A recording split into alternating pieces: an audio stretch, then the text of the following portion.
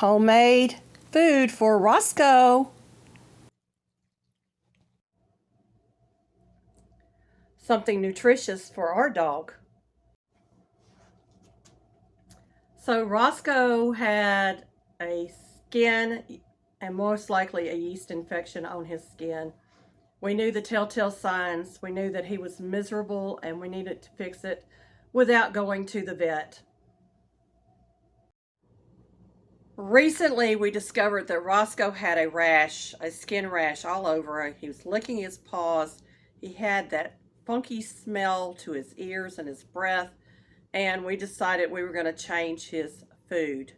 And we do give him dry kibble. It is Blue Buffalo dry kibble for small dogs. But he's a 10-pound dog, y'all. He doesn't eat much.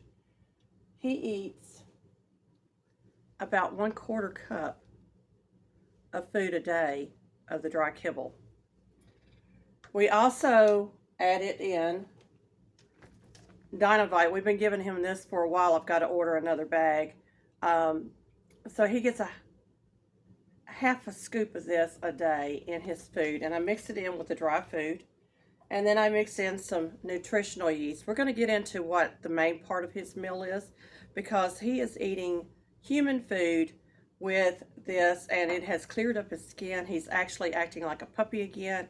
His coat and his demeanor are all better. So I'm excited to share this with you today on the homestead.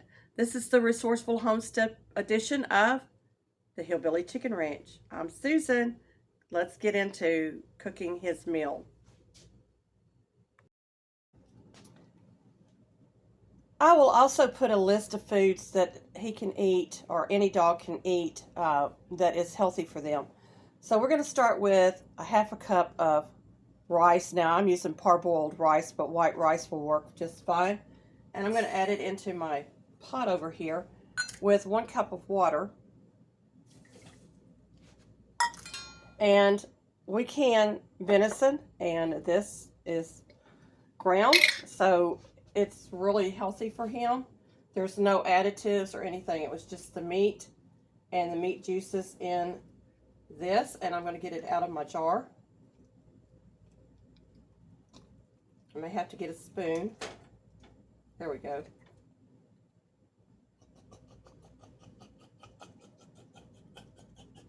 It's coming, y'all. It kind of looks like dog food, but I'm going to pull you up so you can actually see it in the pot. So I'm just going to break this up into bite-sized pieces for him, and we're going to get this cooked. It takes about 20 minutes once it comes to a boil, and then you lower your temperature, and of course you cook it according to what the rice cooking is, which is usually about 20 minutes. And then we're going to allow it to cool completely. This is going to be his main course for the week, and he will eat as much as or as little as he wants. And the good part of this is I can feed the leftovers to our chickens, because he is such a little dog. He doesn't eat a whole lot. Get that last piece broke up. It just don't want to break up. There we go. So anyway, I'm going to get this boiling, and we'll be back when it's done, and I'm going to show you how I prepare his plate, or his bowl. So I'm going to get that started.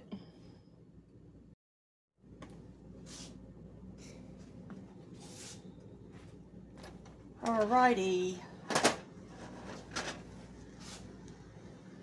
There's his food.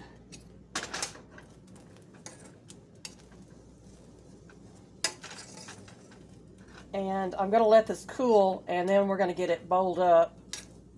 And this will keep in the refrigerator for 1 week. He doesn't get a whole lot of this, but if you're doing for a bigger dog, you want to do your portions according to the size of your dog and what the recommendations are for your size pet. But this is what we're doing in our house. You can also add in chicken livers, or beef liver, kidneys, things like that, organ meat. is really good for them. And eggs. All right, we're going to get started putting this together while this is cooling off. I'm actually going to take that off the burner. I pulled out some peas and carrots. Now, there is absolutely no seasoning in any of this because dogs don't need a whole lot of seasoning. And I need to get a spoon for that. All right, into his bowl I have mixed his kibble with a 1/4 teaspoon of nutritional yeast, the half a scoop of the Dinovite, and a 1/2 teaspoon of Greek yogurt, plain Greek yogurt. And I just mixed it all together here. Now, if I'm adding in pumpkin puree, which this is not defrosted yet, but if I mix in the pumpkin puree, I just mix it into the dog food and let it sit because this has got moisture in it. If I'm not using that, or sweet potatoes or something like that, I'm going to add a little bit of water to the kibble to soften it up. I've added in a tablespoon of peas and a tablespoon of the carrots that have absolutely no seasoning on it, and I have broken up the carrots a little bit just with a spoon.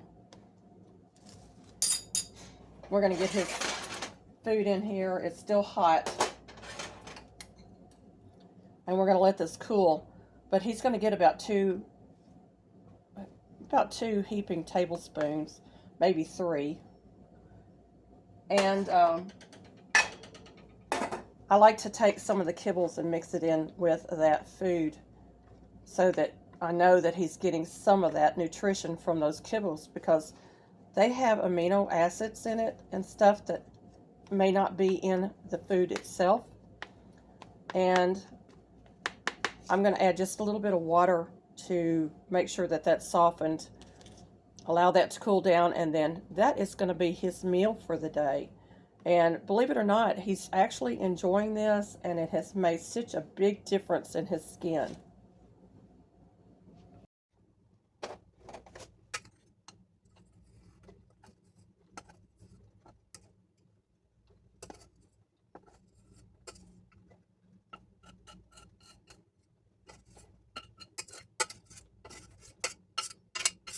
Okay, I've got my dog food sitting in there. I decided I'm going to scramble up an egg for Roscoe.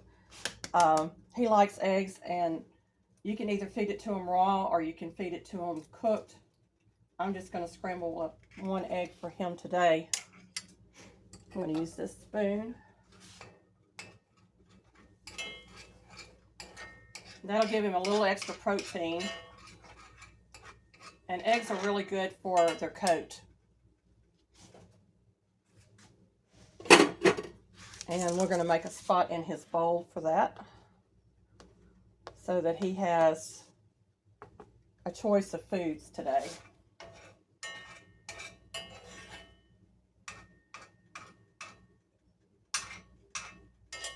And I did add a little bit of butter to my skillet, just so that the egg wouldn't stick. A little fat is not going to hurt him, as long as it's a healthy fat.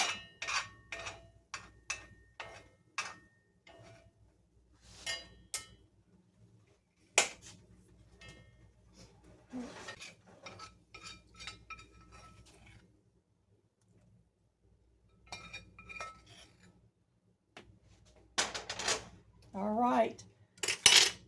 Here is his bowl. And his food for the week, along with the peas and carrots and the pumpkin. And you want to label your jar that you put in the refrigerator or your bowl that it is dog food, even though you could eat it. And you want to put a expiration date, so that you know when to discard. And I usually let it go, like today is Friday, then I would throw this out on Thursday. The signs of a yeast infection are itchy paws, ear discharge, red skin, and a distinctive musty odor. By moving away from the potential allergies and introducing immune-boosting and skin-healthy supplements, we have turned Roscoe's misery into a healthy, active senior dog, reigniting his appetite for food and life. And he is past the grieving of his mate, Cocoa Bean. Why we made the choices we made. Venison is an excellent alternative protein source for dogs dealing with allergies.